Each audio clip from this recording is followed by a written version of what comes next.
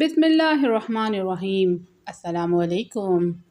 Imran series novel secret آئے novel کا چوتھا حصہ پیش ہے۔ ناول آپ کو اب تک کیسا لگا ہے؟ اپنی رائے کا اظہار ضرور کیجیے گا۔ آئیے ناول کو اسٹارٹ کرتے ہیں۔ آپ ہال میں کوئی خاص چیز تلاش کر رہی ہیں؟ جولیا کے وقفے وقفے سے مڑ کر دیکھنے کا شاید ڈاکٹر رابرٹ نے نوٹس لے لیا تھا۔ اس کے سوال پر وہ چونک کر نفی میں سر ہلانے لگی۔ میں نے تو سنا تھا کہ پاک ایشیا کے پاس سائنسدانوں کی بہت کمی ہے۔ یہاں تو ایک ہی لیبارٹری میں کافی سائنسدان موجود ہیں۔ جولیا نے دفاعی انداز اپناتے ہوئے سوال پر سوال کر دیا۔ ان میں سے بیشتر سائنسدان ابھی جونیئر اور نئے لیبارٹری میں پوسٹ ہوئے ہیں۔ ڈاکٹر رابرٹ نے اس کی الجھن دور کرتے ہوئے کہا، کیا ڈاکٹر علی عمران بھی جونیئر سائنسدان ہیں؟ تنویر نے اچانک پوچھا تو ڈاکٹر رابرٹ نے نفی میں سر ہلا دیا۔ نہیں، وہ اس فیلڈ میں خاص ماہر لگتے ہیں، ابھی چند روز پہلے ہی یہاں آئے ہیں۔ ڈاکٹر رابرٹ نے کہا، تینوں نے محسوس کیا تھا کہ لیبارٹری انچارج عمران کے بارے میں ان کی گفتگو کے بارے میں اسے پتا چکا تھا۔ آپ کے تعاون کا شکریہ۔ ابھی ہم دوسرے شعبوں کا بھی راؤنڈ لگانا چاہتے ہیں۔ جولیا نے کرسی سے اٹھتے ہوئے کہا تو صفدر اور تنویر نے بھی اس کی پیروی کی اور ڈاکٹر رابرٹ کے آفس سے باہر نکل آئے۔ تینوں وقفے سے عمران کے سامنے سے گزرے۔ انہیں اس نے ایک نظر دیکھا مگر اس کی آنکھوں میں شناسائی کی کوئی جھلک نظر نہیں آئی۔ جولیا چلتے چلتے اچانک واپس پلٹی اور عمران کے سامنے آ کر کھڑی ہو گئی۔ وہ ایک بڑی سی ٹیبل پر روبوٹ کا کوئی پرزہ چیک کر رہا تھا۔ ایکسکیوز می، جولیا نے کہا تو وہ چونک کر اسے حیرت سے دیکھنے لگا۔ یس، میں آپ کی کیا مدد کر سکتا ہوں مس؟ اس نے ایک اجنبی کی طرح پوچھا۔ لہجہ اور آواز عمران ہی کی تھی۔ جولیا حورنکو کی طرح اسے دیکھنے لگی۔ اس نے سر سے پاؤں تک اسے غور سے دیکھا۔ وہ مکمل طور پر عمران سے ملتا جلتا تھا۔ مجھے ایک زور کا تھپڑ مارو، جولیا نے ایک طویل سانس لے کر جھنجھلا کر کہا، اور اب حیران ہونے کی باری عمران کی تھی۔ What nonsense, are you mad? اس کے چہرے پر شدید حیرت کے تاثرات ابھر آئے مگر اس سے پہلے کہ بات آگے بڑھتی جولیا کو جیسے ہوش آ گیا۔ اوہ سوری، مجھے اچانک دورہ سا پڑتا ہے، جولیا نے ماتھے پر ہاتھ مار کر سر چکرانے کی ایکٹنگ کرتے ہوئے کہا۔ اسے حیران و پریشان چھوڑ کر وہ آگے بڑھ گئی۔ صفدر اور تنویر کچھ فاصلے پر رک گئے تھے اور بڑی دلچسپی سے یہ سب کچھ دیکھ رہے تھے۔ جولیا تیزی سے قدم بڑھاتی ہوئی ان کے قریب پہنچی اور انہیں خاموش رہنے کا اشارہ کرتے ہوئے آگے بڑھ گئی۔ تینوں خاموشی کے ساتھ چلتے ہوئے ہال سے باہر نکل آئے اور داخلی دروازے سے کچھ فاصلے پر آ کر کھڑے ہو گئے۔ کیا بات چیت ہو رہی تھی؟ صفدر کے بات کرنے سے پہلے ہی تنویر نے پوچھا۔ وہ نقلی عمران ہے، 100% نقلی، جولیا نے ہونٹ چباتے ہوئے پر یقین لہجے میں کہا۔ یہ بات ہم بھی محسوس کر چکے ہیں، لیکن عمران صاحب کو سمجھنا آسان نہیں ہے، نہ ہی ان کا کیا ہوا میک اپ ہم چیک کر سکتے ہیں، صفدر نے الجھے ہوئے لہجے میں کہا جیسے کوئی بات کلیئر نہ ہو رہی ہو۔ اسے گرفتار کر کے ہیڈ کوارٹر لے جاتے ہیں، چیف خود ہی انویسٹیگیشن کر لے گا، تنویر نے رائے دی تو صفدر نے منہ بناتے ہوئے نفی میں سر ہلا دیا۔ صرف گرفتار کرنا ہوتا تو چیف ہمیں یہاں نہ بھیجتا، صفدر نے ہونٹ چباتے ہوئے کہا۔ تمہاری کیا بات ہوئی اس سے؟ تنویر نے جولیا سے پھر پوچھا۔ کہہ رہا تھا کہ میں آپ کی کیا مدد کر سکتا ہوں مس، جولیا نے منہ بناتے ہوئے اس کی نقل اتاری۔ پھر تم نے کیا جواب دیا؟ تنویر نے تجسس بھرے لہجے میں پوچھا۔ میں نے کہا مجھے ایک زور کا تھپڑ مارو، جولیا نے مسکراتے ہوئے بتایا تو وہ دونوں بے اختیار ہنس پڑے۔ لیکن مجھے تو تمہارے گال پر ایسا کوئی نشان نظر نہیں آ رہا، تنویر نے شرارت بھرے لہجے میں اس کی طرف دیکھتے ہوئے کہا۔ شٹ اپ، وہ تو پھر نقلی ہے، تھپڑ تو مجھے اصلی عمران بھی نہیں مار سکتا، جولیا نے اسے آنکھیں دکھاتے ہوئے کہا اور جیپ کی طرف بڑھ گئی۔ اس پر چیک رکھنے کے لیے ہمیں ڈاکٹر رابرٹ کو اعتماد میں لینا ہوگا، صفدر نے جیپ کے قریب پہنچ کر کہا تو جولیا نے اس کی تجویز پر مہر ثبت کرتے ہوئے اس بات میں سر ہلا دیا۔ تم ٹھیک کہتے ہو صفدر، جولیا نے کہا تو تنویر نے منہ بنا لیا۔ کیا سیکورٹی انچارج کو بھی بتانا ہوگا؟ صفدر نے مشورہ کرنے کے انداز میں پوچھا۔ اگر ایسا کرنا ہوتا تو چیف اسے آرڈر کرتا، ویسے حالات کے مطابق اسے بھی اعتماد میں لینے میں حرج نہیں، اس طرح ہمیں پیش آنے والی کسی بھی صورتحال کے دوران آسانی رہے گی، جولیا نے معاملے کے مختلف پہلوؤں کو سامنے لاتے ہوئے جواب دیا۔ سیکورٹی انچارج نے ہمارے بارے میں ڈاکٹر رابرٹ کو اطلاع تو دی ہے، لیکن شاید جولیا کے سوئس نژاد ہونے پر نہیں بتایا، کیونکہ جولیا نے ماس میک اپ تو مقامی لڑکی کا کر رکھا ہے۔ تنویر نے بھی گفتگو میں شریک ہوتے ہوئے ایک دوسرے پہلو کو اشکار کیا۔ ہاں، یہ بات میں نے بھی محسوس کر لی تھی، لیکن اس سے فرق نہیں پڑتا۔ ہاں، ایسی صورت میں اگر وہ سوال اٹھاتا تو ہمیں اسی وقت خود کو ظاہر کرنا پڑتا، ورنہ بات پھیلنے سے پہلے نقلی عمران ہوشیار ہو سکتا تھا۔ جولیا نے سر ہلاتے ہوئے کہا، میرے خیال میں ابھی فوراً واپس جانا ٹھیک نہیں، ورنہ نقلی عمران شک میں بھی پڑ سکتا ہے۔ صفدر نے ہونٹ چباتے ہوئے کہا تو جولیا نے اس بات میں سر ہلاتے ہوئے کار کا دروازہ کھول کر اس میں بیٹھ گئی۔ صفدر اور تنویر نے بھی اس کی پیروی کی۔ جولیا والی بات پر وہ ابھی تک الجھا ہوا ہوگا۔ تنویر نے جیپ اسٹارٹ کرتے ہوئے جولیا کی طرف دیکھ کر کہا تو وہ مسکراتے ہوئے گاڑی سے باہر دیکھنے لگی اور کوئی جواب نہیں دیا۔ تمہاری بات سن کر وہ حیران تو ہوا ہوگا۔ تنویر نے اسے کریدتے ہوئے سوال داغا اور جیپ آگے بڑھا دی۔ ہاں، مگر تم چھوڑو اب اس فضول قصے کو، جولیا نے اکتاہٹ آمیز لہجے میں کہا، اور تنویر کندھے اچکا کر رہ گیا۔ وہ سمجھ گیا تھا کہ اب وہ اس موضوع پر بات نہیں کرنا چاہتی۔ چند لمحوں کے بعد وہ اس ایریے میں پہنچ گئے جو دراصل گیسٹ ہاؤس تھا۔ یہاں ساتھ ہی سائنسدانوں کی رہائش کالونی بھی موجود تھی۔ گیسٹ ہاؤس پہنچ کر وہ آئندہ کا لائحہ عمل بنانے کے لیے غور و خوض کرنے لگے۔ اب چونکہ آفس ٹائم ختم ہو رہا تھا، اس لیے معاملہ اگلے روز تک ملتوی کر دیا گیا۔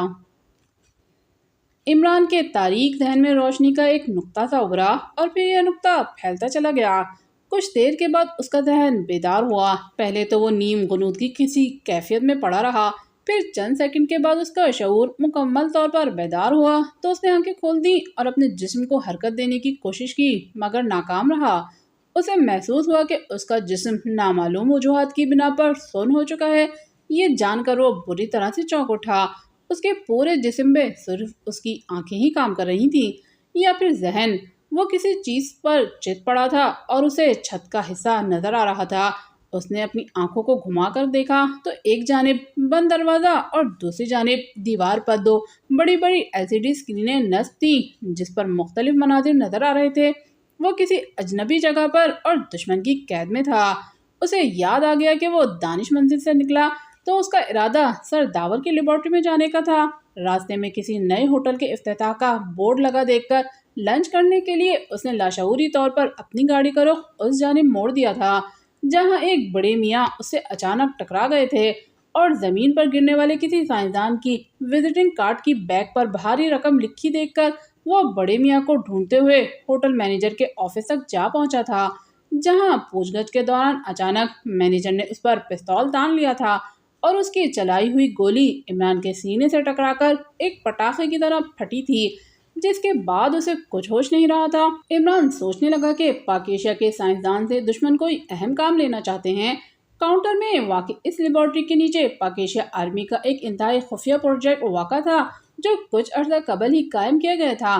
ابھی وہ اس بارے میں سوچ ہی رہا تھا کہ اچانک دروازہ کھلنے کی آواز آئی تو عمران نے آنکھیں موند لیں۔ کوئی شخص کمرے میں داخل ہوا تھا۔ اس نے پہلے عمران کے قریب آ کر اسے دیکھا، جس کا اندازہ عمران نے اس کے قدموں کی آواز سے لگایا۔ اسے بے ہوش پڑا دیکھ کر قدموں کی آواز ایک کونے کی طرف بڑھتی سنائی دی۔ اس شخص نے انٹرکام کا ریسیور اٹھا کر نمبر ڈائل کیے، چنانکہ صرف 3 نمبر پریس کیے گئے تھے، اس لیے عمران کو اندازہ ہو گیا کہ وہ انٹرکام پر کسی سے رابطہ قائم کر رہا ہے۔ پیٹرک بول رہا ہوں۔ عمران ابھی بدستور بے ہوش ہے، اس نے دوسری جانب کسی کو رپورٹ دیتے ہوئے کہا تو بولنے والے کا نام جان کر عمران دل ہی دل میں ہنس دیا۔ اوکے سر، پیٹرک نے جواب سن کر کہا اور ریسیور کردر پر رکھ کر واپس چلا گیا۔ دوسری طرف سے آنے والی آواز عمران کو سنائی نہیں دی تھی، اس لیے وہ کچھ اندازہ نہ لگا سکا کہ یہ کون لوگ ہیں۔ تاہم لفظ پیٹرک سے اسے شبہ ہوا کہ یہ کسی یورپی ملک کی تنظیم کے ایجنٹ ہیں۔ عمران یہ سوچتے ہوئے ساتھ ساتھ خود کو آزاد کرانے پر بھی غور کر رہا تھا، مگر کوئی ترکیب اس کی سمجھ میں نہیں آ رہی تھی۔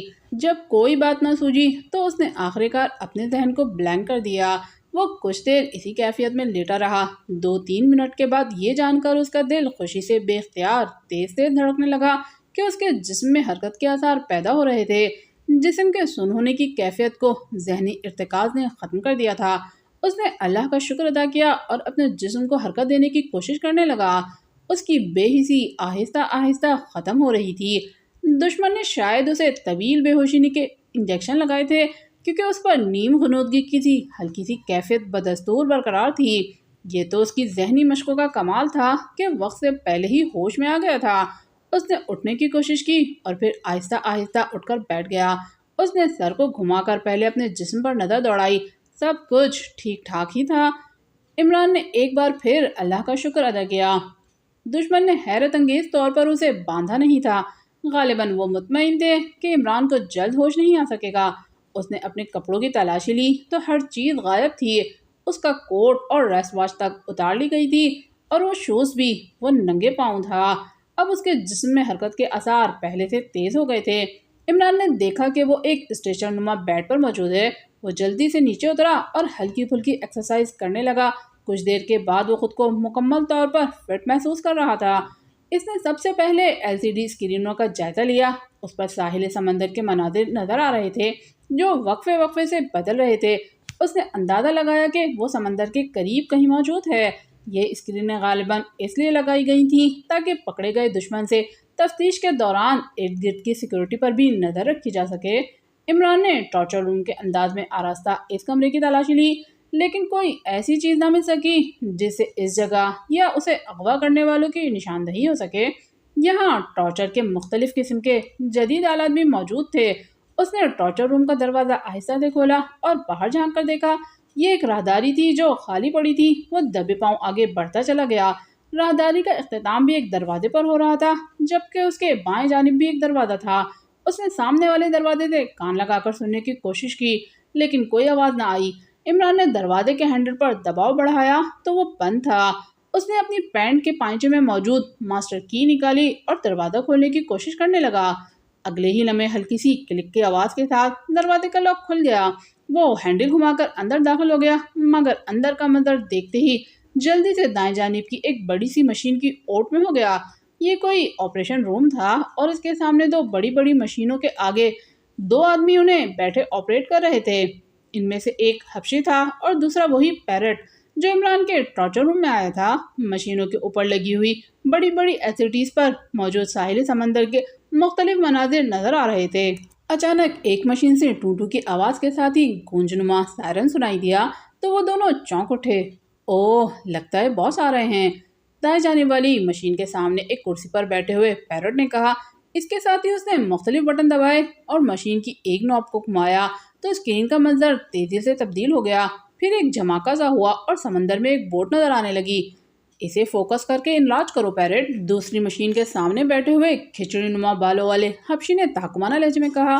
یس سر، پیرٹ نے مؤدبانہ لہجے میں سر کو ہلاتے ہوئے کہا اور ایک دوسری نوب کو گھمایا تو اگلے ہی لمحے بوٹ اسکرین پر واضح دکھائی دینے لگی۔ اب اس میں سوار دو افراد نمایاں نظر آ رہے تھے۔ یہ باس کے ساتھ کون ہے؟ پیرٹ نے حیرت بھرے لہجے میں حبشی کی طرف دیکھتے ہوئے پوچھا۔ غالباً وہ یہاں کا انچارج تھا۔ یہ پاک ایشیا میں سیکرٹ آئی کے انچارج ہیں، حبشی نے جواب دیا تو عمران بے اختیار چونک اٹھا۔ اس کے لیے یہ نام نیا تھا۔ باس پہنچنے والے ہیں، ہمیں ان کا استقبال کرنا چاہیے، پیرٹ نے کہا تو حبشی نے اسبات میں سر ہلا دیا۔ عمران کے ہوش میں آنے کا تو کوئی چانس نہیں، حبشی نے کرسی سے اٹھتے ہوئے کہا۔ او نو سر، میں نے جو انجیکشن لگایا ہے وہ کل تک بے ہوش رہے گا، پیرٹ نے اسکرین کو آف کرتے ہوئے کہا تو حبشی نے مطمئن سے انداز میں سر ہلا دیا اور راہداری میں کھلنے والے دروازے کی طرف بڑھا۔ پیرٹ نے بھی اس کی پیروی کی تھی۔ عمران نے جو حرکت میں آنے کا فیصلہ کر چکا تھا فی الحال اپنا ارادہ ملتوی کر دیا اور گھوم کر مشین کی دوسری جانب چلا گیا۔ پیرٹ اور حبشی کے مشین روم سے باہر جاتے ہی عمران نے یہاں کی تلاشی لی تو ایک الماری میں اسے اپنے شوز اور دیگر اشیاء پڑی نظر آ گئیں۔ اس نے پہلے شوز اور اوور کوٹ پہنا اور ریوالور وغیرہ کو کوٹ کی جیب میں ڈال لیا۔ اس کے بعد وہ اس مشین کی طرف بڑھا جس کے سامنے حبشی بیٹھا ہوا تھا۔ اس نے مشین کو دیکھ کر ہی اندازہ لگا لیا تھا کہ پیرٹ والی مشین سمندر پر نظر رکھنے کے لیے ہے۔ دوسری مشین آن ہی تھی اور اس پر جھماکوں سے مختلف مناظر نظر آ رہے تھے۔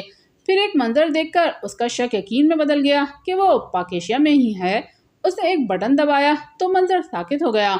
یہ ساحل سمندر کا منظر تھا جہاں پاک ایشیائی لباس پہنے کئی مقامی فیملیز پکنک منا رہی تھیں۔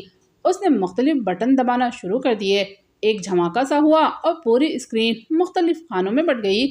اب ہر خانے میں ایک الگ منظر موجود تھا۔ اس نے دیکھا کہ ایک کھلی جگہ پر حبشی اور پیرٹ کے ہمراہ دو افراد تیزی کے ساتھ ایک جیپ کی طرف بڑھ رہے ہیں۔ اس نے ایک بٹن کو دبایا تو منظر فوکس ہو گیا۔ جب وہ جیپ میں بیٹھ چکے تو جیپ چل پڑی۔ جیپ کو پیرٹ ڈرائیو کر رہا تھا اور وہ اسی جانب آ رہی تھی جہاں عمران موجود تھا۔ سیکرٹ آئی کا نام سن کر عمران نے اس نئے آنے والے سے تفتیش کرنے کا فیصلہ کیا تھا۔ جیپ جیسے جیسے قریب آ رہی تھی، اسکرین پر منظر بھی ساتھ ساتھ بدل رہا تھا۔ جب وہ بالکل ہی قریب آ گئی تو عمران نے حرکت میں آنے کا فیصلہ کر لیا۔ بلیک زیرو نے ریسیور کٹر پر رکھا اور کرسی سے اٹھ کھڑا ہوا۔ اس نے جولیا کو عمران کی سرگرمیوں پر نظر رکھنے کے لیے 2 ممبرانز کے ہمراہ کارٹر کی لیبارٹری میں پہنچنے کا حکم دیا تھا، اور اب اس کا ارادہ عمران کے فلیٹ پر جانے کا تھا تاکہ سلیمان سے عمران کے بارے میں بات کر سکے۔ اس نے گیراج میں کھڑی مختلف قسم کی گاڑیوں میں سے ایک کار منتخب کی اور اس میں بیٹھ کر روانہ ہو گیا۔ کار پر سروے کرنے والے ایک سرکاری ادارے کی نیم پلیٹ آویزہ تھیں۔ جاتے ہوئے وہ دانش منزل کے کمپیوٹرائز نظام کو آٹو سسٹم پر لگانا نہیں بھولا تھا۔ یہ کار وہ اپنے روزمرہ کے معمولات کے لیے استعمال کرتا تھا، جبکہ بطور X2 کہیں آنے جانے کے لیے ایک علیحدہ اسپیشل کار موجود تھی۔ اس کے علاوہ دیگر ضروریات کے لیے بھی مختلف قسم کی جیپیں اور خصوصی سسٹم کے آلات سے آراستہ گاڑیاں دانش منزل کے گیراج میں موجود تھیں۔ 10 منٹ کی ڈرائیو کے بعد وہ کنگ روڈ پر پہنچ گیا، مگر جب وہ عمران کے پلازا کی سیڑھیاں چڑھ کر فلیٹ پر پہنچا تو بیرونی دروازے کو تالا لگا دیکھ کر اس کا منہ بن گیا۔ وہ روانگی سے قبل فلیٹ پر فون کر کے سلیمان کی موجودگی کو کنفرم کرنا بھول گیا تھا۔ اس نے مخصوص مقام سے چابیاں نکال کر فلیٹ میں داخل ہونے کا سوچا، مگر پھر ارادہ بدل دیا کیونکہ وہ عمران کے فلیٹ میں اس طرح داخل نہیں ہونا چاہتا تھا۔ ابھی وہ اسی ادھیڑ بن میں تھا کہ سلیمان کا انتظار کرے یا واپس چلا جائے کہ سلیمان سیڑھیاں چڑھ کر فلیٹ کی طرف بڑھا اور بلیک زیرو کو وہاں دیکھ کر ٹھٹک کر رک گیا۔ ارے طاہر صاحب، آپ اور یہاں؟ سلیمان نے حیران ہوتے ہوئے کہا اور مختلف قسم کے سامان سے لدے شاپنگ بیگ نیچے رکھ کر بلیک زیرو کو سلام کرتے ہوئے ہاتھ میں لایا۔ اوہ، تم بروقت پہنچے ہو سلیمان، میں اچانک بغیر اطلاع کیے ہی آ گیا ہوں۔ بلیک زیرو نے اسے دیکھ کر خوش ہوتے ہوئے سلام کا جواب دیا۔ زہے نصیب، آپ تو غریبوں کے ڈیرے پر آنا ہی بھول گئے ہیں طاہر صاحب، سلیمان نے فلیٹ کا دروازہ کھولتے ہوئے شکوہ بھرے انداز میں کہا تو بلیک زیرو ہنس پڑا۔ بہت خوب، اگر عمران صاحب کا فلیٹ غریبوں کا ڈیرا ہے تو پھر ہمارا تو اللہ ہی حافظ ہے۔ بلیک زیرو نے سلیمان کے لطیف طنز کا برا منائے بغیر جملے کا مزہ لیتے ہوئے کہا تو سلیمان بھی مسکرا دیا۔ اس نے فلیٹ کا دروازہ کھولا اور آگے پیچھے دونوں اندر داخل ہو گئے۔ سلیمان نے اسے کامن روم میں بٹھایا اور خود چائے بنانے کے لیے کچن میں چلا گیا۔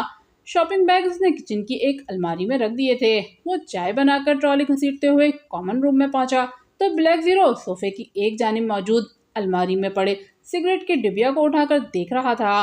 سلیمان ہونٹ بھیچے چائے کے برتن ٹیبل پر سجانے لگا۔ سلیمان، یہ عمران صاحب نے اسموکنگ کب سے شروع کر دی؟ بلیک زیرو نے سلیمان سے پوچھا اور ہاتھ میں پکڑی ہوئی سگریٹ کی ڈبیا کو ٹیبل پر رکھتے ہوئے صوفے پر بیٹھ گیا۔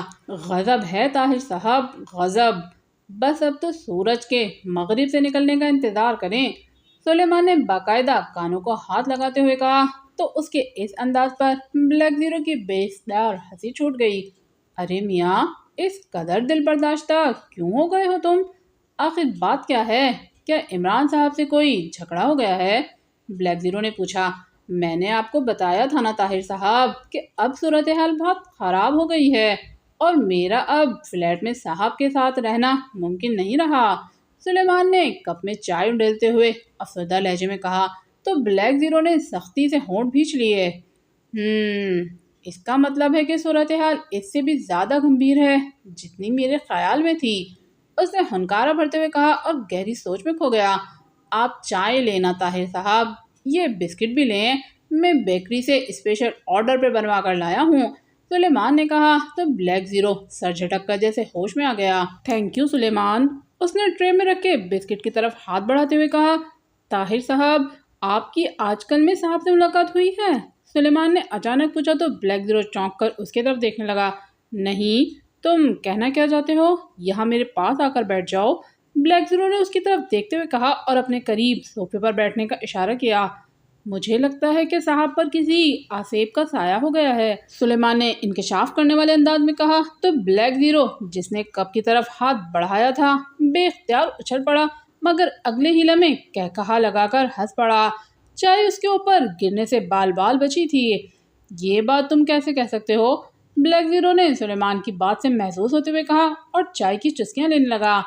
تو آپ کے خیال میں میرا تجزیہ غلط ہے؟ سلیمان نے ناراضگی کا اظہار کرتے ہوئے کہا۔ ارے نہیں بھائی، میرا یہ مطلب نہیں تھا، بلیک زیرو نے نفی میں سر ہلاتے ہوئے کہا۔ طاہر صاحب، آپ سوچ بھی نہیں سکتے کہ صاحب کتنے بدل گئے ہیں۔ ایک لمحے کے لیے تو مجھے شبہ ہوا تھا کہ کوئی ایجنٹ عمران صاحب کا میک اپ کر کے فلیٹ پر آ گیا ہے۔ سلیمان جذبات میں بہہ کر اپنے دل کی بات زبان پر لے آیا۔ اوہ، تمہاری یہ بات بے حد اہم ہے، تو پھر تم نے اس بات کو چیک کیا؟ بلیک زیرو نے چونک کر پوچھا۔ نہیں، مجھ سے غلطی ہو گئی، میں دراصل کلیئر نہیں تھا، بس ایک خیال تھا میرے ذہن میں آیا تھا، مگر وہ مکمل طور پر صاحب ہی تھے، اس لیے میں نے یہ خیال بھی ذہن سے نکال دیا۔ سلیمان نے بتایا۔ تمہارا مطلب ہے کہ اس کا قد کاٹ، چہرہ، گفتگو مکمل طور پر عمران صاحب ہی کی تھی؟ بلیک زیرو نے پوچھا تو سلیمان نے اسبات میں سر ہلا دیا۔ تو پھر تم کیسے کہہ سکتے ہو کہ وہ عمران صاحب نہیں تھے؟ بلیک زیرو نے الجھے ہوئے لہجے میں کہا۔ وہ سگریٹ پی رہے تھے اور پھر ان کا رویہ میرے ساتھ انتہائی سخت تھا، جیسے توہین آمیز سا ہو۔ صاحب جیسے بھی ہوں، کم از کم ایسا نہیں کر سکتے۔ سلیمان نے ہونٹ چباتے ہوئے کہا۔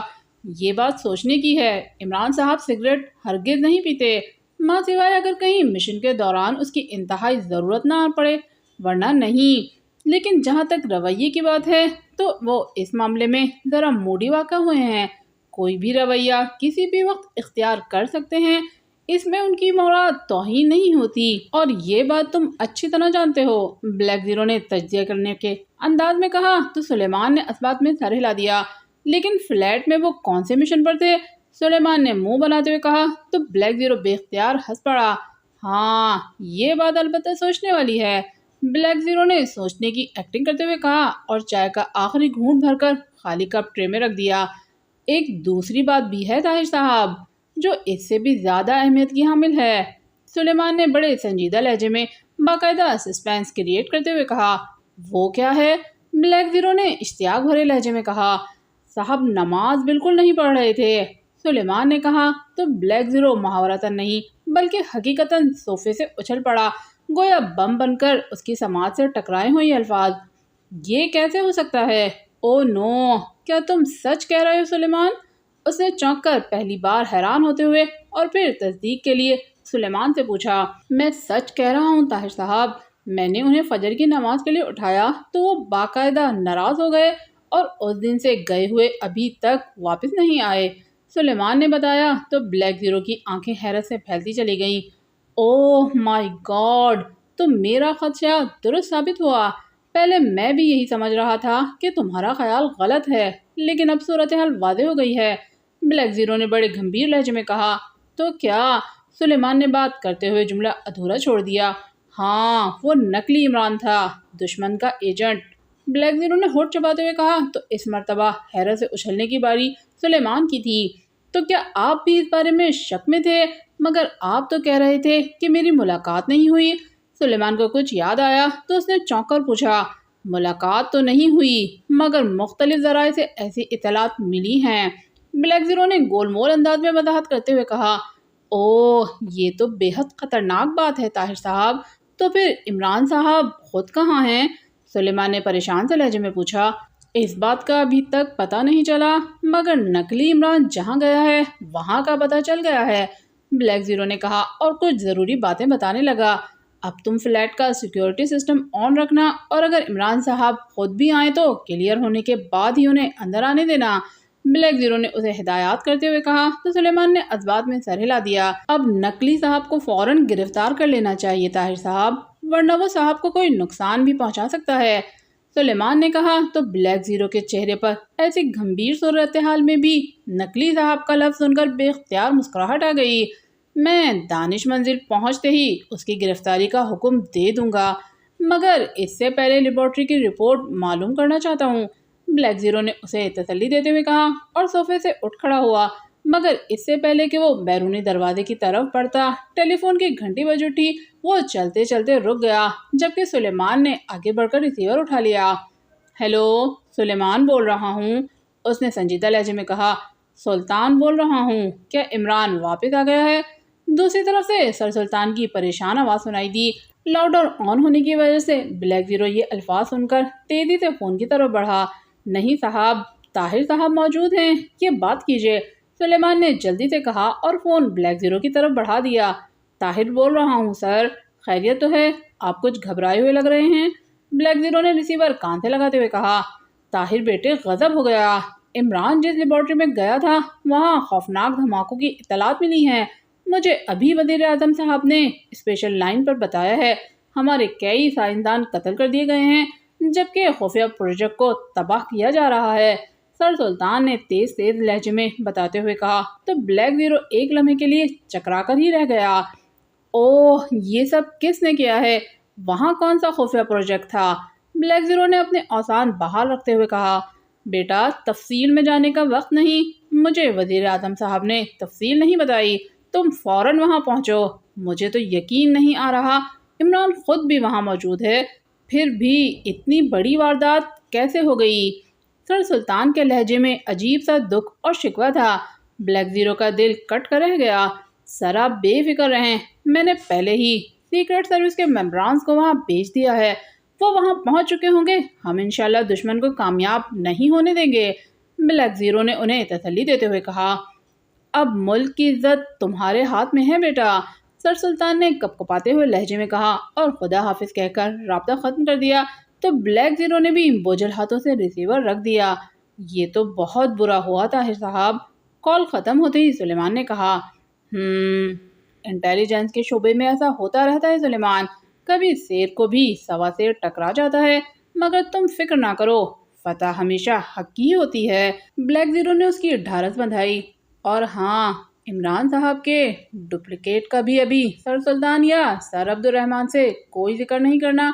मेरी कोशिश है कि उनके इल्म में आने से पहले ही इस मामले को कवर कर लिया जाए। ब्लैक ज़ीरो ने उसे समझाने के अंदाज में कहा और उसके सर हिलाने पर तेजी से बैरूनी दरवाजे की तरफ बढ़ गया।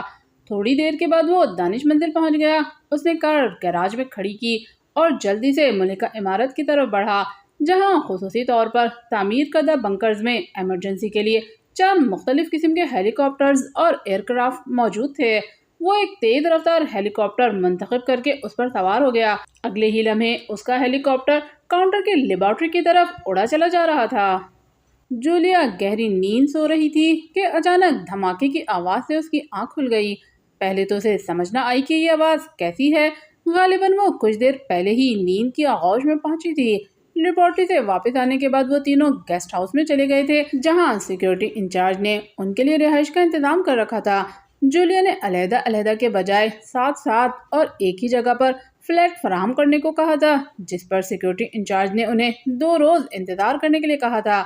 इस पर उसने बुरा सा मुंह बनाया था, मगर सफदर की बात पर वो खामोश रही थी। उसे बताया गया था कि लेबॉर्ट्री की तामीर के इब्तदाई दिनों में यहाँ इंचार्ज साइंसदान को भी टेंट लगाकर ही गुजारा करना पड़ा था, क्योंकि इनके मुल्क में सहूलियात की फराहमी का मेयार कोई इतना ज़्यादा बुलंद नहीं था। चुनाचा अब इतना अरसा पाक एशिया में रहते हुए अभी तक बहुत सी हकीकतों से आशनाई हो चुकी थी, इसलिए वो महज कंधे उचका कर रह गई। सफदर और तनवीर के अपने अपने कमरों में जाते ही जूलिया भी अपने रूम में आकर लेट गई, और शायद ये यहाँ के खुशगवार मौसम का असर था कि बिस्तर पर लेटते ही उसकी आंख लग गई और अब अचानक धमाके की आवाज़ से उसे बेदार होना पड़ा। शायद उस पर नींद का गलबा था कि वो दोबारा नींद की वादी में पहुंच गई। एक मर्तबा फिर धमाके की आवाज़ के साथ ही किसी ने उसके दरवाज़ा खटखटाया। जूलिया जैसे हड़बड़ा कर उठ बैठी और दरवाजे पर दोबारा दस्तक होने और अपना नाम पुकारे जाने पर वो फौरन बिस्तर से नीचे उतर आई और शूज़ पहनकर दरवाजे की तरफ बढ़ी। आवाज़ सुनने पर उसे अंदाज़ा हो गया कि ये सफदर है। उसका अंदाज़ा दुरुस्त निकला। उसने दरवाज़ा खोला तो वहाँ सफदर के साथ तनवीर भी खड़ा था। इससे पहले कि वो कोई बात करते, एक और ज़ोरदार धमाके की आवाज़ आई तो वो तीनों चौंक कर खुले हिस्से की जानिब देखने लगे। लेबॉर्ट्री से आग के शोले बुलंद होता देखकर वो सन्नाटे में आ गए। दुश्मन अपना काम दिखा गया, हमें लेबॉर्ट्री और साइंसदानों को बचाना और पकड़ना होगा। तनवीर की बात जूलिया और सफदर पर गोया बम पर कर गिरी थी और दोनों जैसे किसी सदमे की कैफियत से निकल आए, फिर फौरन ही हरकत में भी आ गए। तनवीर ने उनकी बात का इंतजार नहीं किया था। वो तेजी से जीप की तरफ बढ़ा ताकि वो तीनों लेबॉर्ट्री पहुंच सके। उसने जीप स्टार्ट ही की थी कि जूलिया और सफदर भी भागते हुए उसमें सवार हो गए और उसने जीप को लेबॉर्ट्री की तरफ दौड़ा दिया। اسی دوران لیبارٹری کی آگ بجھانے والی اور دوسری مختلف قسم کی 5-6 گاڑیاں بھی ان کے ساتھ ہی آگے بڑھیں۔ جہاں دھماکے ہوئے تھے یہ غالباً ریسکیو اور سیکیورٹی اہلکار تھے۔ افسوس، ہم سوچتے ہی رہ گئے، اور تنویر نے ہونٹ چباتے ہوئے فکرہ ادھورا چھوڑ دیا۔ اگر یہ نکلی عمران کا کام ہے تو بہت برا ہوگا، چیف ہم سے سخت باز پوس کرے گا۔ صفدر نے مٹھیاں بھیجتے ہوئے کہا، چیف یہ سب کچھ برداشت نہیں کرے گا، وہ ہمیں سخت سزا بھی دے گا۔ جولیا نے انہیں معاملے کی سنگین کا احساس دلایا تو تنویر نے ہونٹ بھیجتے ہوئے جیپ کی رفتار اور زیادہ تیز کر دی۔ اچانک ان کی بائیں جانب سے کچھ فاصلے پر ایک اور دھماکہ ہوا اور لیبارٹری کی باؤنڈری لائن میں مین انٹرنس کے قریب ہی تعمیر کیا گیا ایک ٹاور تنکوں کی طرح فضا میں بکھرتا چلا گیا۔ اگلے ہی لمحے دوسرا دھماکہ ہوا اور مین گیٹ 2 حصوں میں ٹوٹ کر رہ گیا، جس میں سے سیاہ لباس میں ملبوس 15-16 مسلح نقاب پوش اندر گھس آئے اور سیکیورٹی پر مامور اہلکاروں پر اندھا دھند فائرنگ کرنے لگے۔ رات کے وقت لیبارٹری کا بیشتر حصہ اندھیرے میں ڈوبا ہوا تھا، لیکن مین انٹرنس وے پر اور بعض بلڈرز کے باہر مدھم سے روشنی کا انتظام کیا گیا تھا۔ حملہ آوروں نے، جو تربیت یافتہ اور جدید ترین اسلحے سے لیس تھے، آنن فانن ہی کئی اہلکاروں کو ہلاک کر دیا۔ یہ سب کچھ چند سیکنڈوں میں ہی ہوا تھا اور جولیا، صفدر اور تنویر انہیں روک نہیں سکے تھے۔ وہ جو کوئی بھی تھے فائرنگ کرتے ہوئے تیزی کے ساتھ آگے بڑھنے لگے۔ ان کے ٹھیک نشانے یہ ثابت کرنے کے لیے کافی تھے کہ وہ تربیت یافتہ شوٹرز ہیں۔ پہلے انہیں روکنا ہوگا ورنہ ہم لیبارٹری تک نہیں پہنچ سکیں گے۔ صفدر نے تقریباً چیختے ہوئے انہیں معاملے کی سنگین کا احساس دلایا، اور ابھی اس کی بات مکمل نہیں ہوئی تھی کہ اچانک تنویر نے جیپ کو ٹرن دیا اور حملہ آوروں کی طرف موڑ دیا۔ تینوں نے اسپیشل پسٹل بھی نکال لیے تھے۔ گڈ، مجھے بھی یہی خیال آیا تھا۔ تنویر نے صفدر کے فیصلے پر مہر ثبت کرتے ہوئے اسے داد دی۔ صفدر اور جولیا نے کوئی رد عمل ظاہر نہیں کیا، ان کا دھیان سامنے کی طرف رہا۔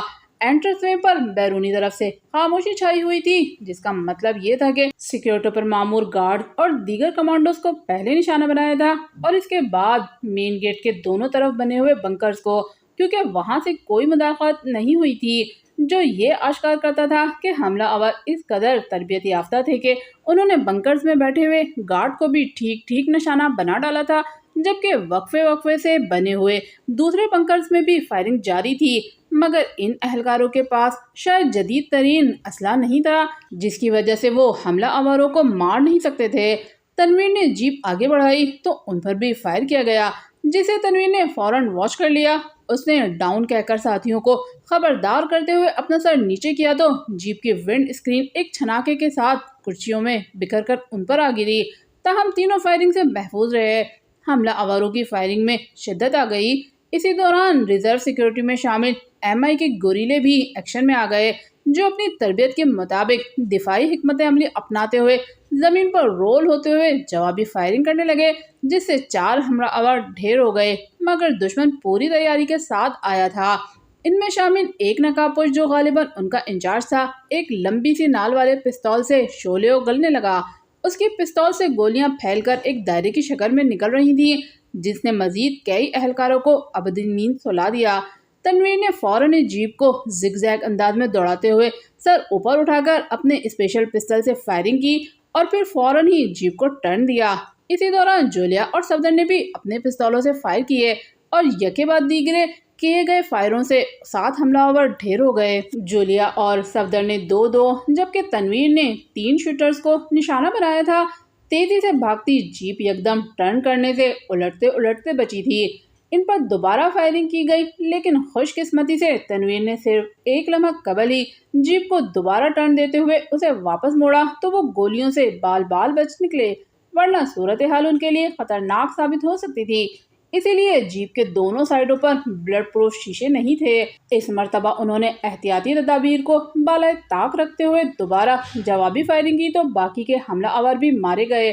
دشمن شوٹروں کے حملے سے بچتے ہوئے اور انہیں نشانہ بنانے میں ان کی بہترین تربیت کام آئی تھی۔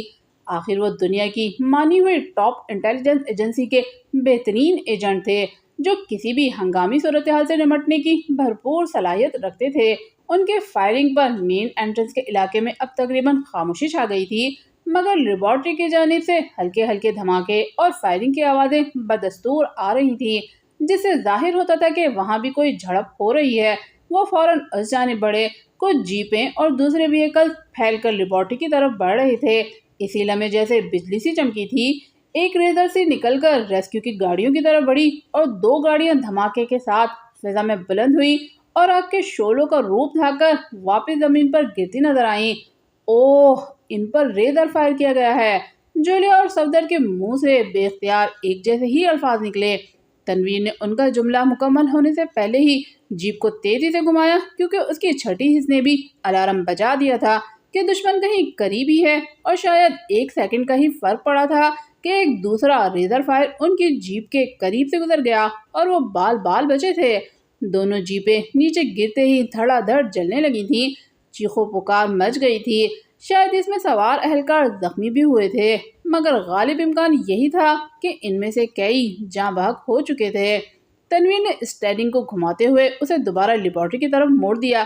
وہ اب مین بلڈنگ سے کافی قریب پہنچ گئے تھے جب ایک سائے کو انہوں نے لیبارٹری سے ملکہ بنے ہوئے ہیلی پیڈ کی طرف بھاگتے ہوئے دیکھا۔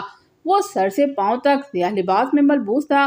لیبارٹری والے حصے میں اب بھی ہلکے ہلکے دھماکے ہو رہے تھے اور وقفے وقفے سے بلند ہوتے ہوئے شعلوں نے یہاں روشنی سی کر رکھی تھی، ورنہ عام حالات میں رات کے پچھلے پہر لیبارٹری کی عمارت اندھیرے کا ہی حصہ معلوم ہوتی تھی، کیونکہ خصوصی لائٹ ضرورت پڑنے پر ہی جلائی جاتی تھیں۔ تنویر، دائیں جانب! جولیا نے بھاگتے سائے کی طرف دیکھتے ہوئے اشارہ کرتے ہوئے چیخ کر کہا تو اس نے جیپ کا رخ دائیں جانب موڑ دیا۔ اسی دوران سائرن بجاتی ایک جیپ بھی لیبارٹری کی طرف بڑھنے لگی۔ صفدر اور جولیا نے چونکتے ہوئے مڑ کر دیکھا۔ یہ سیکیورٹی انچارج ہوگا، صفدر نے کہا۔ ابھی اس کا جملہ مکمل ہی ہوا تھا کہ بھاگتے ہوئے سائے نے ان پر ایک اور ریزر فائر کیا، مگر تنویر جو الرٹ پوزیشن میں تھا، پھرتی سے اسٹیئرنگ کو گھما دیا اور تیز رفتاری سے تعاقب کرتی ہوئی جیپ لہراتی ہوئی ایک طرف کو اٹھی اور دو پہیوں پر بھاگنے لگی۔ اب وہ بھاگتے ہوئے سائے کے قریب پہنچ گئے تھے۔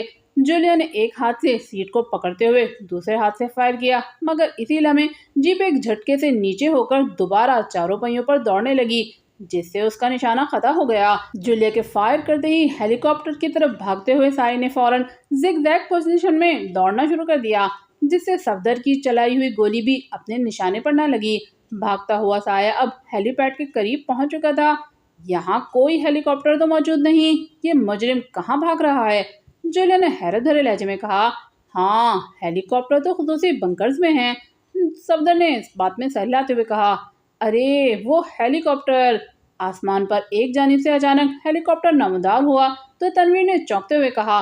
صفدر اور جولیا کی نظریں بھی آسمان کی طرف مڑ گئیں۔ اسی دوران ان کے عقب میں دو گاڑیاں بھی مجرم کا تعاقب کرتے ہوئے قریب آ گئیں۔ ان میں ایک سیکورٹی انچارج کی جیپ تھی۔ اچانک اس جیپ میں سے ایک فائر کیا گیا اور اگلے ہی لمحے انہوں نے بھاگتے ہوئے سائے کو لڑکھڑاتے ہوئے دیکھا۔ غالباً وہ ہٹ ہو گیا تھا۔ جولیا، صفدر اور تنویر جو خصوصی اسلحہ ساتھ لے کر آئے تھے، وہ جلدی میں گیسٹ ہاؤس میں ہی رہ گیا تھا۔ لیبارٹری کی حدود میں چونکہ ہتھیار لے کر آنا منع تھا، اس لیے وہ یہ خصوصی اسلحہ ایک خاص قسم کے مٹیریل سے بنے بیگ میں رکھ کر لائے تھے، مگر اچانک حرکت میں آنے کے باعث وہ یہ اسلحہ استعمال نہیں کر سکے تھے اور دھماکوں کے بعد لیبارٹری اور سائنسدان کو بچانے کے لیے بھاگ پڑے تھے۔ بھاگتا سایہ شاید ہٹ ہوا نہیں تھا، کیونکہ وہ فوراً دوبارہ زگزیگ انداز میں آگے بڑھنے لگا تھا۔ اچانک ایک جانب سے ایک اور ہیلی کاپٹر نمودار ہوا اور اس جانب بڑھنے لگا جہاں فضا میں پہلا ہیلی کاپٹر موجود تھا۔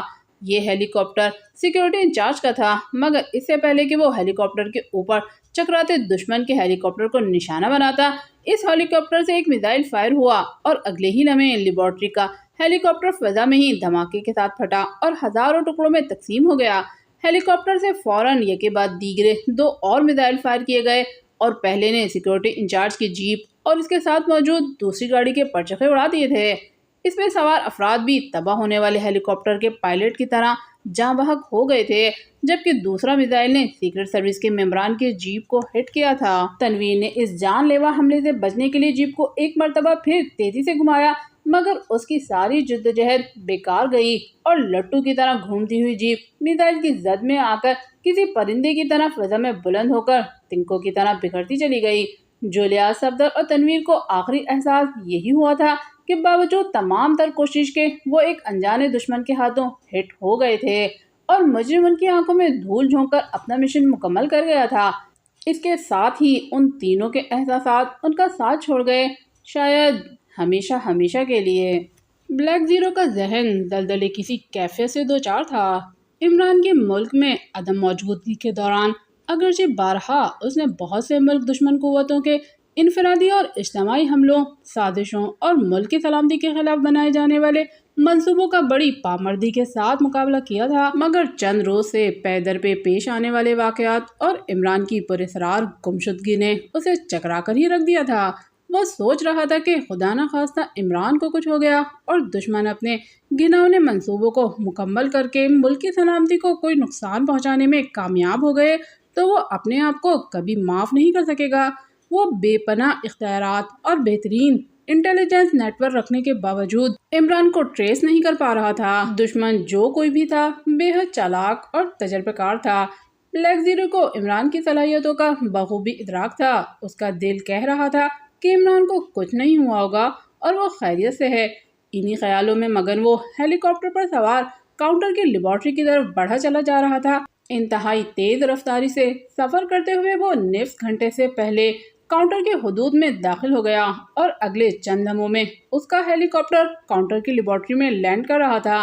लेबॉर्ट्री का इलाका किसी जंगज़दा इलाके का मंजर पेश कर रहा था और यहाँ अजीब अफरा तफरी फैली हुई थी।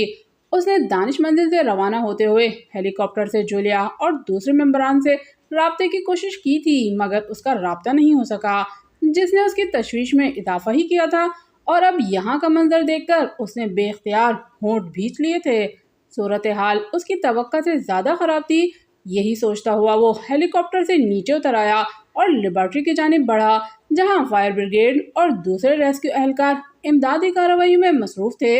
आग काफ़ी हद तक बुझ चुकी थी और अब वहाँ से धुएं के बादल उठ रहे थे। ठहरिए, अपनी शनाख्त करवाइए। ब्लैक जीरो को लेबॉर्ट्री की तरफ बढ़ता देखकर एक सिक्योरिटी ऑफिसर ने अचानक उसे रोकते हुए सख्त लहजे में कहा, MI। ब्लैक जीरो ने बावकार लहजे में कहा, सॉरी सर, हालात नॉर्मल नहीं हैं, प्लीज़ अपना सर्विस कार्ड चेक करवाएं। सिक्योरिटी ऑफिसर का लहजा कदरे नरम पड़ गया। ऑल राइट, ब्लैक जीरो ने कहा और अपने कोट की एक जेब से कार्ड निकालकर उसकी आंखों के सामने लहराया और फिर वापस रख दिया। उसने रास्ते में ही मास्क मेकअप कर लिया था और इस मेकअप के मुताबिक कार्ड पहले ही उसने अपने पास रखा हुआ था। ओके सर, सिक्योरिटी ऑफिसर ने मुतमईन लहजे में सर हिलाते हुए कहा और तेजी से कदम बढ़ाता हुआ वो लेबॉर्ट्री के मेन गेट की तरफ बढ़ा। ब्लैक जीरो के मखसूस फौजी हेलीकॉप्टर पर पाकिस्तान आर्मी के बड़े बड़े अल्फाज दूर से ही नजर आ रहे थे, जिसकी वजह से भी उससे ज़्यादा पूछगछ नहीं की गई। वो मेन गेट पर पहुंचा तो उसे वहां आला फौजी और इंटेलिजेंस हुकाम खड़े नजर आए, जो अपने मातहतों को मुख्तलिफ किस्म की हिदायत दे रहे थे। यहाँ deputy chief of military intelligence colonel इकराम राना को देखकर ब्लैक जीरो चौंक उठा। अब उसके लिए सीक्रेट सर्विस का हवाला देना ज़रूरी हो गया था, क्योंकि MI के तारुफ पर बात बिगड़ सकती थी। हेलो, ये सब कैसे हो गया कर्नल साहब? ब्लैक जीरो ने उनके करीब जाते ही बड़े गंभीर लहजे में पूछा तो कर्नल इकराम चौंक पड़े और हैरत से उसे देखने लगे। आप कौन हैं? क्या उस हेलीकॉप्टर पर आप आए हैं? कर्नल इकराम राना ने ब्लैक जीरो को बगौर देखते हुए कहा, नुमाइंदा खुसूसी पाकिस्तान सीक्रेट सर्विस, मुझे ताहिर कहते हैं। ब्लैक जीरो ने सर हिलाते हुए कहा तो वो बेख्तियार उछल पड़ा, लेकिन नुमाइंदा खुसूसी तो इमरान साहब हैं, फिर आप? उसने ब्लैक जीरो को सर से पांव तक गौर से देखते हुए ताज्जुब से पूछा। उसकी आंखों में शक की परछाइयां थीं। वो इस वक्त छुट्टी पर हैं। मुझे चीफ ने वजीर आजम की दरख्वास्त पर यहाँ भेजा है। ब्लैक जीरो ने बड़े बावकार लहजे में कहा, आई एम सॉरी, आपके बारे में इत्तला तो पहुँच चुकी थी और मैं समझ रहा था कि इमरान साहब आ रहे हैं। दरअसल कर्नल इकराम राना ने माजरत ख्वाहाना लहजे में बात करते हुए जुमला अधूरा छोड़ दिया। ओके, लेकिन ये किस तरह हुआ? यहाँ की सिक्योरिटी की जिम्मेदारी तो आपकी थी। ब्लैक जीरो ने लेबॉर्ट्री की तरफ देखते हुए पूछा, जहाँ से रेस्क्यू एहलकार जख्मियों को उठाकर एम्बुलेंस में रख रहे थे। उनमें से बेशतर अफराद के जिस्म जले हुए थे और वो बुरी तरह कर्राह रहे थे। उनमें से कुछ जाँ बहक भी हो चुके थे। इब्तिदाई तौर पर इतना ही पता चला है कि किसी हेलीकॉप्टर से हमला किया गया है। दुश्मन को लेबॉर्ट्री में मौजूद किसी गद्दार की मदद भी हासिल थी और इससे पहले यहाँ धमाके करवाए गए हैं। कर्नल इकराम राना ने होंठ चबाते हुए बताना शुरू किया। लेबॉर्ट्री में काम करने वालों को कैसे चेक किया जाता है? ब्लैक जीरो ने पूछा। یہاں کے سیکیورٹی انچارج اور ہمارے آدمیوں نے چیک کرتے ہیں، دونوں طرف سے باقاعدہ رپورٹ بنتی رہتی ہے اور ایک مکمل میکنزم تھا۔ سیکیورٹی انچارج بریگیڈیئر انجم بھی ہیلی کاپٹر کے حملے میں شہید ہو گئے ہیں، کرنل اکرام رانا نے بتایا۔ کیا اسی ہیلی کاپٹر سے حملہ کیا گیا تھا؟ بلیک زیرو نے کچھ فاصلے پر زمین پر بکھرے ایک ہیلی کاپٹر کے ٹکڑوں کی طرف اشارہ کرتے ہوئے پوچھا۔ نہیں، یہ لیبارٹری کی حفاظت کے لیے تھا۔ دشمن اپنے ہیلی کاپٹر سمیت نکل گیا ہے۔ یہ ہیلی کاپٹر 30 کلومیٹر دور ایک ویران پہاڑی کے علاقے سے مل گیا ہے، کرنل اکرام رانا نے وضاحت کرتے ہوئے بتایا۔ کیا اس میں سے دشمن کی کوئی ایسی چیز ملی ہے؟ میرا مطلب ہے جس سے تحقیقات میں مدد مل سکے، بلیک زیرو نے سوالیہ لہجے میں کہا۔ نہیں، وہ ہمیں تباہ شدہ حالت میں ملا ہے، کرنل اکرام رانا نے نفی میں سر ہلاتے ہوئے کہا تو بلیک زیرو کندھے اچکا کر رہ گیا۔ اس واقعے پر افسوس کا اظہار بھی کیا۔ سر، ڈاکٹر گلریز بھی ہلاک ہو گئے ہیں۔ اچانک لیبارٹری کے اندر سے برآمد ہونے والے ایک نوجوان نے، جو آکسیجن سلنڈر پہنے ہوئے تھا، کرنل اکرام رانا کی طرف بڑھتے ہوئے اطلاع دی تو وہ ایکسکیوز می کہتا ہوا مین گیٹ کی طرف بڑھ گیا، جہاں سے ریسکیو اہلکار ایک اسٹریچر پر کسی سائنسدان کی لاش رکھے باہر آ رہے تھے۔ ویری سیڈ، ہمارے 15 سائنسدان پہلے شہید ہو چکے تھے، اب ایک اور بھی، کرنل اکرام رانا نے واپس آ کر انہیں بتایا۔ تو بلیک زیرو کو اس کی بات کسی کرنٹ کی طرح لگی۔ کیا آپ کے پاس ان تمام سائنسدانوں کے نام موجود ہیں اور دوسرے انجینئرز و دیگر عملے کے جو شہید ہو گئے ہیں؟ بلیک زیرو نے دھڑکتے دل کے ساتھ پوچھا۔ اس کی آنکھوں کے سامنے جولیا صفدر اور تنویر کے چہرے گھوم گئے، جنہیں انہوں نے سائنسی سامان سپلائی کرنے والی کمپنی کے نمائندوں کے طور پر بھیجا تھا۔ جی ہاں، کیا آپ دیکھنا چاہتے ہیں؟ کرنل اکرام رانا نے کہا تو بلیک زیرو نے اثبات میں سر ہلانے پر اس نے ایک اہلکار کو اشارہ کیا جس کے پاس ایک فائل موجود تھی۔ بلیک زیرو نے فائل کھول کر مرتب کردہ فہرست پر نظر تیزی سے دوڑائی تو اس میں اسے سیکرٹ سروس کے کسی ممبر کا نام نظر نہیں آیا، جس پر اس نے اطمینان کا سانس لیا۔ کرنل صاحب، لیبارٹری میں سائنسی سامان سپلائی کرنے والے ادارے کے 3 ملازمین بھی کام کر رہے تھے، اس میں ان کے نام درج نہیں۔ کیا آپ جانتے ہیں کہ وہ کہاں ہیں؟ بلیک زیرو نے فائل بند کر کے اہلکار کو واپس کرنے کے بعد ڈپٹی چیف آف MI سے پوچھا تو وہ بے اختیار چونک اٹھا۔ دوسرے فوجی حکام جو ان کے پاس خاموش کھڑے تھے، وہ بھی یہ بات سن کر چند قدم مزید قریب آ کر ان کے پاس کھڑے ہو گئے۔ اوہ، تو آپ کا مطلب ہے کہ دشمن کو اندر سے جو مدد فراہم کی گئی اس میں یہ تینوں ملوث ہیں؟ نام کیا تھے ان کے؟ کرنل اکرام رانا نے واردات کا کوئی سراغ ملتے دیکھ کر بڑے پرجوش لہجے میں پوچھا۔ بہت افسوس کی بات ہے کرنل صاحب، آپ بھی پولیس والوں کی طرح فوری نتیجہ نکالنے لگے۔ میں نے بس یوں ہی ان کے نام پوچھ لیے تھے، بلیک زیرو نے منہ بناتے ہوئے کہا تو کرنل اکرام رانا ایک طویل سانس لے کر رہ گیا۔ اس کا سارا جوش پانی کے بلبلے کی طرح ختم ہو گیا تھا۔ تو کیا آپ یہاں آنے والوں کو پہلے چیک کرتے ہیں؟ کرنل اکرام رانا نے حیران ہوتے ہوئے کہا۔ اس کی آنکھوں میں الجھن تھی۔ نہیں، ایسا کچھ بھی نہیں، لیکن ان کے ادارے نے ہماری ایجنسی کی مدد لی تھی، اس لیے مجھے ان کے بارے میں پتا ہے، بلیک زیرو نے گول مول جواب دیتے ہوئے کہا۔ سیدھی طرح کہنا کہ وہ آپ کے لوگ تھے طاہر صاحب۔ ویسے تینوں افراد نے دشمن کے حملے کے بعد ان کا مقابلہ کیا اور مین گیٹ سے آنے والے دشمن کے ساتھیوں کو ان تینوں نے ہی ہلاک کر دیا تھا، مگر ہیلی کاپٹر سے فائر کیے گئے میزائل کی زد میں آ کر وہ زخمی ہو گئے تھے، کرنل اکرام رانا نے مسکراتے ہوئے کہا۔ کیا ان میں ایک خاتون بھی تھی؟ بلیک زیرو نے پوچھا۔ اوہ یس، میرا اندازہ درست نکلا، وہ لیبارٹری کے ہسپتال میں موجود ہیں، کیا آپ ان سے ملنا چاہتے ہیں؟ کرنل اکرام رانا نے معنی خیز انداز میں مسکراتے ہوئے کہا۔ نہیں، اس کی ضرورت نہیں، ویسے آپ کا اندازہ بھی درست نہیں، کیونکہ وہ سیکرٹ سروس کے اہلکار نہیں تھے، اگر ایسا ہوتا تو دشمن کو بھاگنے نہ دیتے، ویسے بھی یہاں کی سیکیورٹی کی ذمہ داری MI پر تھی، پھر ہمیں اپنے ایجنٹ بھیجنے کی کیا ضرورت تھی؟ بلیک زیرو نے ہنسی اڑانے والے انداز میں کہا تو کرنل اکرام رانا کی حالت دیکھنے والی ہو گئی۔ خیر، یہ بات تو آپ کو اس معاملے کو کور کرنے کے لیے بھی کہہ سکتے ہیں، ویسے MI کے لڑکے بھی سیکرٹ سروس سے کچھ کم نہیں، لیکن ہمارے پاس آپ کی طرح جدید ٹیکنالوجی نہیں ہے۔ کرنل اکرام رانا نے اپنے غصے کو ضبط کرتے ہوئے دلیل کا سہارا لیا۔ بلیک زیرو کی بات پر اس کا چہرہ سرخ پڑ گیا تھا، مگر ایکس 2 کے بے پناہ اختیارات کی وجہ سے وہ پیچ و تاب کھا کر رہ گیا۔ آئی ایم سوری، میرا یہ مطلب ہرگز نہیں تھا کہ ایم آئی کارکردگی میں کچھ کم ہے۔ ویسے آپ کے خیال میں یہ حملہ کس نے کیا ہے؟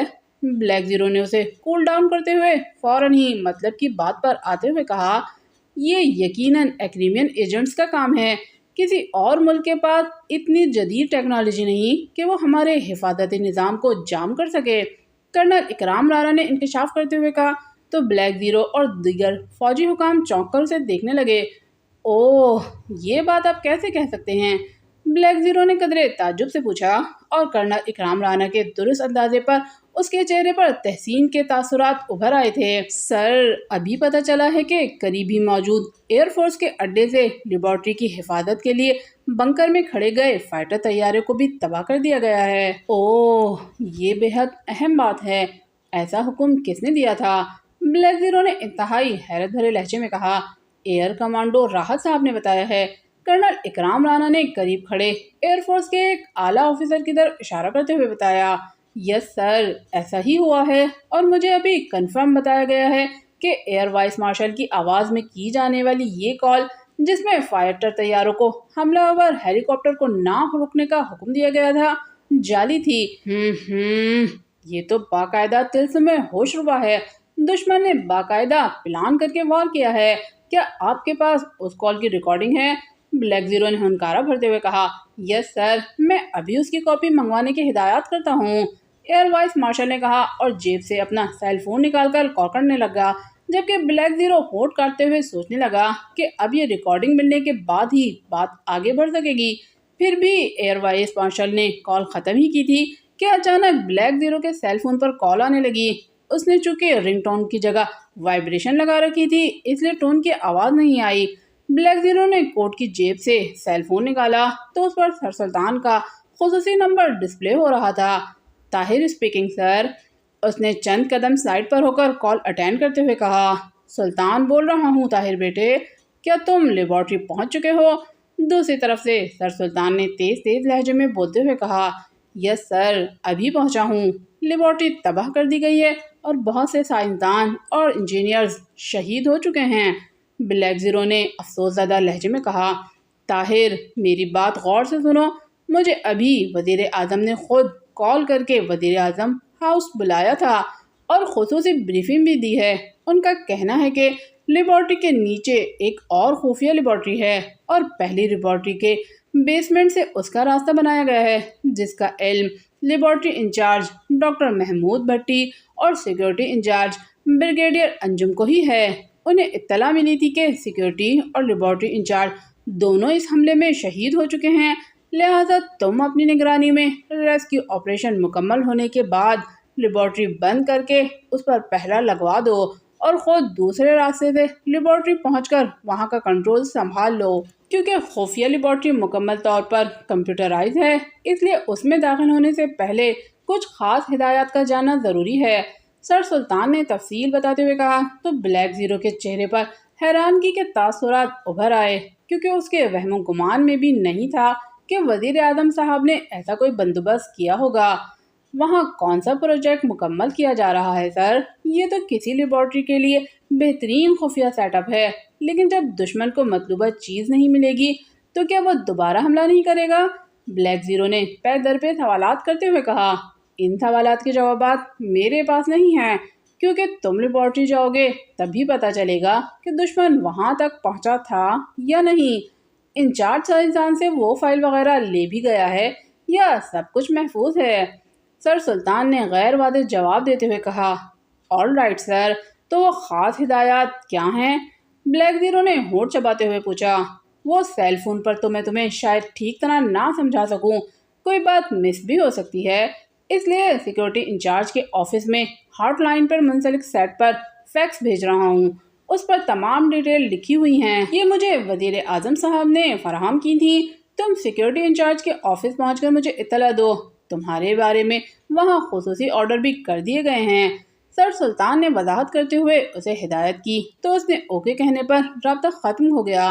بلیک زیرو نے ایک طویل سانس لیتے ہوئے سیل فون کو جیب میں رکھا اور سیکیورٹی انچارج کے آفس کی لوکیشن معلوم کر کے ایک کار میں بیٹھ کر اس جانب بڑھ گیا۔ سیکرٹ آئی کا نام سن کر عمران بے اختیار چونک اٹھا تھا اور اس نے بے اختیار کرنل فریدی یاد آ گیا تھا، جس نے حال ہی میں اسے خفیہ اکریمی تنظیم کے خلاف کام کرتے ہوئے ایک اسلامی ملک کو نقصان پہنچانے کی گھناؤنی سازش ناکام بنائی تھی۔ اس مشن میں کرنل فریدی اور کیپٹن حمید زخمی ہو گئے تھے، جبکہ اس کے دو بہترین ایجنٹ اپنی جان سے گئے تھے۔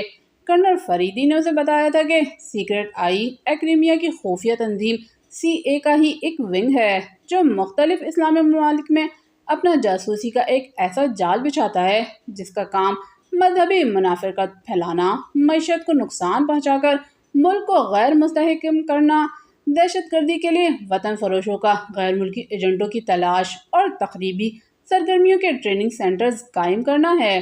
یہی وجہ تھی کہ اس خفیہ اکریمی تنظیم کا نام سنتے ہی اس کی چھٹی حص نے اسے احساس دلایا تھا کہ ملک کے خلاف کوئی خوفناک سازش تیار کی جا رہی ہے۔ دونوں مشین آپریٹرز کے آپریشن روم سے باہر جاتے ہی اس نے وہاں کا کنٹرول سنبھال لیا تھا۔ اب ان کے ساتھ واپس آنے والے ایجنٹوں کا منتظر تھا تاکہ ان سے اپنے اغوا اور مشن کے بارے میں تفتیش کر سکے۔ ہوش میں آنے کے کچھ دیر بعد ہی اسے اپنا سر گھومتا ہوا محسوس ہو رہا تھا۔ غالباً دشمن نے اسے کافی دیر بے ہوش رکھا تھا اور اسے اندازہ ہو گیا تھا کہ وہ کافی دن سے بے حس و حرکت پڑا ہے۔ یہ سوچ کر اس نے بے اختیار ہونٹ سختی سے بھیج لیے اور اب اسے خود پر غصہ آ رہا تھا کہ وہ ایک معمولی سے ہوٹل مینیجر کے ہاتھوں مار کھا گیا تھا۔ سچ کہا گیا ہے، دشمن کو کبھی حقیر اور معمولی نہیں سمجھنا چاہیے، عمران بڑبڑایا۔ وہ آپریشن روم کے انٹرنس کے ایک طرف الٹ کھڑا تھا۔ کمپیوٹرائز کنٹرول سسٹم سے منسلک LCD اسکرینوں پر تبدیل ہونے والے مناظر سے اسے 4 افراد آپریشن روم کی طرف بڑھتے نظر آ رہے تھے۔ اس نے مشینوں کا کنٹرول ڈی کمپیوٹرائز کر کے ارد گرد کے ماحول کو بھی فوکس کر کے چیک کیا تھا، مگر یہاں سب کچھ نارمل ہی تھا۔ چاروں افراد اب انٹرنس وے پر پہنچ چکے تھے۔ اچانک اس نے ایک شخص کو جسے وہ باس پیٹر یاس کہہ کر پکار رہے تھے ٹھٹک کر رکتے ہوئے دیکھا۔ وہ آپریشن روم کو کنٹرول کرنے والوں سے کوئی بات پوچھ رہا تھا۔ اوہ، کہیں اسے شک تو نہیں پڑ گیا؟ عمران کے منہ سے بے اختیار نکلا۔